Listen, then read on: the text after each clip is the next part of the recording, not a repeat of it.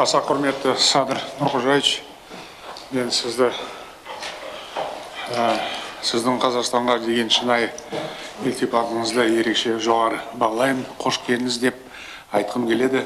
Шын мәнінде сіздің сапарыңыз өте маңызды.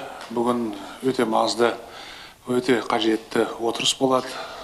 Біз бүгін екі жақтық кездесуді өткізіп жатырмыз. Кейбір мәселелерді талқылау керек. Бірақ жалпы біздің қарым-қатынасымыз өте жақсы, ойдағыдай дамып келе жатыр. Ешқандай түйткілдер жоқ. Бірақ дегенмен кейбір шағын мәселелер болады. Сол мәселелер бойынша біз бүгін пікір алмасамыз. Я хотел бы отметить, что сегодня ваш визит имеет большое значение. Я имею возможность присутствовать на открытии дней кыргызской культуры в Казахстане. Очень важное мероприятие с точки зрения сближения народов наших государств.